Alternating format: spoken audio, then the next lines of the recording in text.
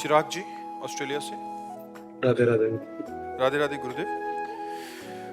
महाराज जी, मेरा प्रश्न है कि गुरु जी के तो अनेक शिष्य होते हैं और गुरु जी की कृपा भी सब पर बराबर होती है, परंतु शिष्य कोई ही एक प्रकाशित होता है। ऐसा क्यों? आपके गुरु जी के अनेक शिष्य होंगे पर आप पर शिव जी की विशेष कृपा क्यों हुई? महाराज जी, क्या ये आपका इसका भाग्य है उत्तर क्या? गुरु जी दे सकते, चेला थोड़ी दे सकता है। है? अगर चेला उत्तर दे देगा तो अहंकार आ जाएगा, अहंकार झलकेगा। इसमें तिनके का कोई बल नहीं होता भैया। वायु का प्रवाह उसको उड़ा करके मंदिर की चोटी में बैठा दिया। अब तिनका फूले कि मैं तो मंदिर की चोटी में आ गया, तो बेवकूफी है। ये वायु का संग वहां पहुंचा दिया। ये गुरु की कृपा। को पाव भगत एक मोरी, जैसे लिखा ना, ऐसे गुरु कृपा कभी कभी अनाधिकारी के ऊपर हो जाती है, तो उनकी कृपा हो गई, ऐसे मान लो। कभी कभी पारसमणि जंगहे लोहे को सोना बनाकर और मुकुट बनाकर भगवान के माथे पे पहुंचा देते हैं। इसमें अहेतु की कृपा मुझे समझ में आती है। इसके आगे हमारे पास तो उत्तर है नहीं। पहले हम तो ये कहते हैं अहेतु की कृपा। अहेतु की माने कोई हेतु नहीं, सब लक्षणहीन पर उनकी कृपा हो गई, तो बस कृपा है, उनकी कृपा है। कृपा का प्रभाव दिखाई दे रहा है। बकाया गुरुदेव का प्यार सबके प्रति समान है।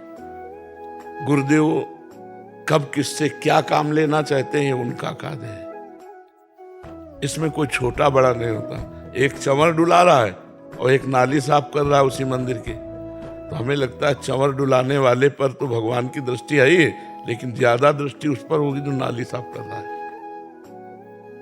गुरुदेव की सब पर कृपा है। अब किससे क्या सेवा लेना चाहते, ये उनका कार्य। इसमें हम ये नहीं कह सकते कि ऐसा है इसलिए गुरुदेव की कृपा हुई।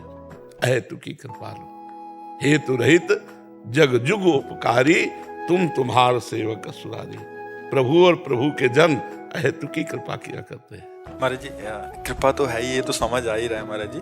बट आपने ही एक बार जैसे कहा था कि वो उनसे वैसी साधना भी अगर देखी जाए कि उनकी कसौटी, ऐसी कसौटी, महाराज जी आपका जीवन देखें तो 10 साल गुरुदेव की सेवा और सोनी लगाना पूरे रास्ते में, और कितनी हाँ, वो अपने योग्य बना लेते हैं, घिस पिट के वो अपने योग्य बना लेते हैं। जैसे कुम्हार है ना, पहले मिट्टी को कूटता है, इतना कूटता है कि इतना भी कंकड़ न रह जाए, फिर पानी डालकर रौंदता है, और रौंद के फिर देखता है कि अगर इतना भी सरसों जैसा भी कोई दाना रह गया तो पूरी मटकी बेकार कर देगा, वहीं से चुएगा। फिर उसको चाक पे चढ़ाता है, आकार देता है, धूप में तपाता है, फिर ज्वाला में रख करके उसे ताप देता है। फिर मटकी जब पक्की हो जाती है तब वो पानी ग्रहण करने योग्य हो जाती है। पानी भर के रख दो। ऐसे गुरु को समर्पित हो जाए, वो जैसे चाहें वैसा व्यवहार करे, बिल्कुल अपने को बिका हुआ दास मान ले, तो सब बातें बन जाती है। समझ में नहीं आता है। अहंकार को रद्दी कागज बना देना केवल गुरुदेव के बस की बात है, दूसरे के बस की बात नहीं। केवल गुरुदेव, क्योंकि अब उनके सिवा हमारा कोई है नहीं, और हमारे अंदर जितनी गंदगी है अब साफ तो वही करेंगे ना। अब वो कैसे साफ करते हैं, बस ये प्रश्न नहीं आना चाहिए। जो हुक्म हो, जैसा आदेश हो, बस चुपचाप ऐसा करते रहो।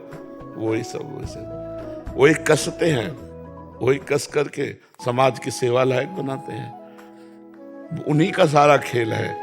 वही एक कृपा करके वाणी में बैठ जाते हैं, वही बुलवाते हैं, वही सब करते हैं। तो हमें तो लगता है कि वो अहेतु की कृपालु हैं, वो सब कर लेते हैं, अपने लायक बना लेते हैं। जी जी।